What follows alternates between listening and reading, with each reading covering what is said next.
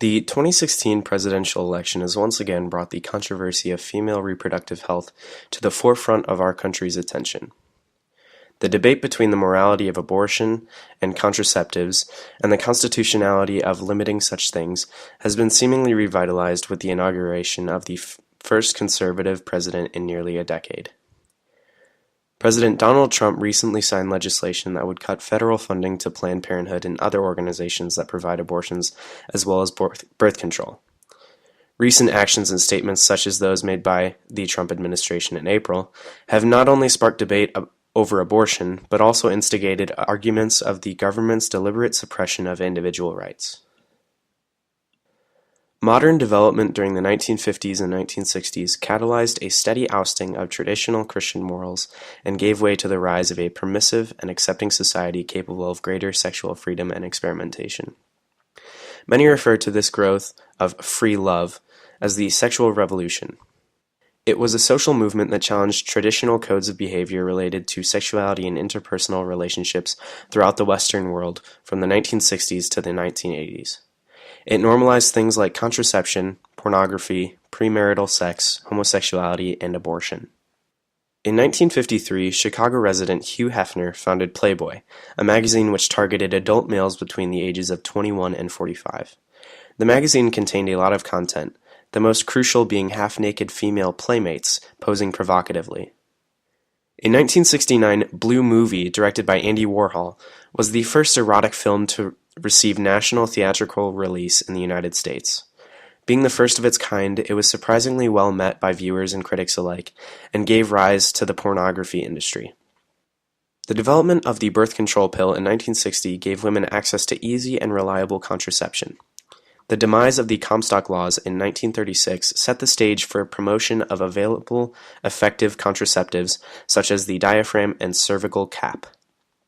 The 1960s introduction of the IUD and oral contraceptives for women gave a sense of freedom from barrier contraception. Sex education campaigns also became popularized as a result of the Comstock Law's repeal. The essay The Myth of the Vaginal Orgasm, published in 1970 by Anne Coit, discovered an understanding of a woman's sexual anatomy. The female anatomy was now supported by scientific fact and reasoning as well as how and why women orgasm the way they do. This essay challenged the conception many had during this era and eras previous that women were a sexually inferior appendage to men. The early 1970s also gave way to one of the most influential reproductive health cases in United States history. A pregnant single woman under the pseudonym Roe brought a class action suit challenging the constitutionality of the Texas criminal abortion laws, which prohibit abortions except in cases where the mother's life is threatened. She wished to terminate her pregnancy by abortion, performed by a competent licensed physician under safe clinical conditions. The conditions being what they were in Texas, Roe was unable to receive a legal abortion because her pregnancy was not deemed dangerous to her life. She was also unable to travel to another jurisdiction in which legal abortion was available because she lacked the money to do so.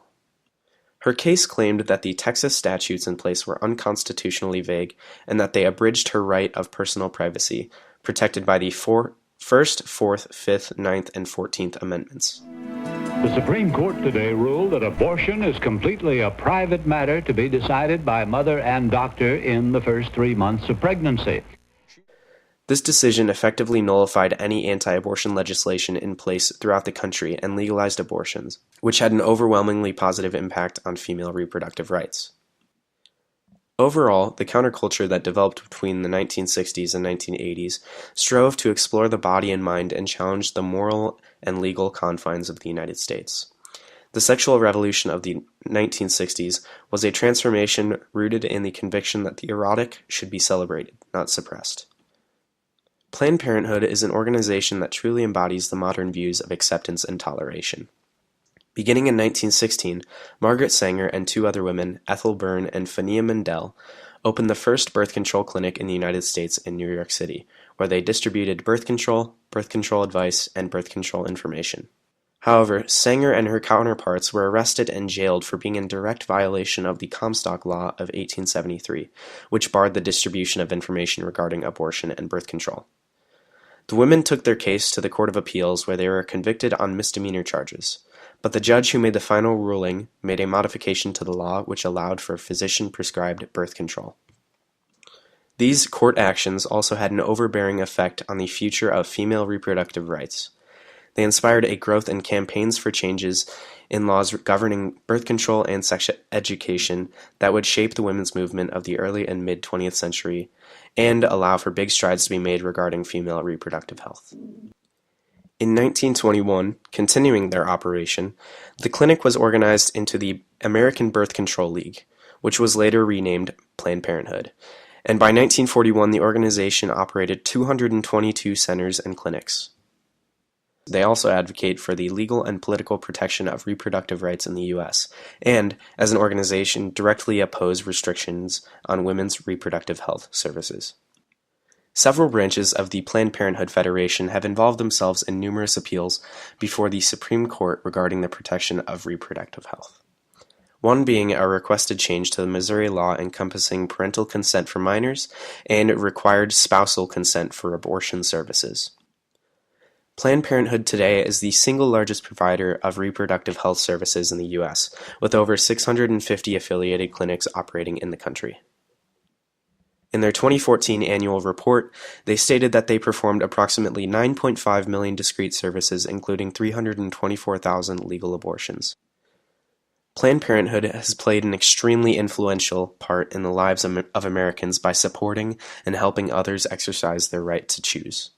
The organization has received federal funding since 1970, when President Richard Nixon signed into law the Family Planning Services and Population Research Act. Title 10 of that law provides funding for family planning services, including contraception and family planning information. However, the sanctity of the Planned Parenthood organization and other clinics alike have recently been jeopardized with Donald Trump's intentions of defunding institutions that provide abortions. It would be the first time in nearly 50 years that the organization would go without federal funding, which would make it nearly impossible for it to remain functioning. And, while Planned Parenthood is the largest single provider of abortions in the U.S., pro-choice advocates have argued that the organization's family planning services reduce the need for abortion, kind of making it the United States' leading abortion preventer as well. Ultimately, the battle over the morality of abortion is one that will most likely never be won.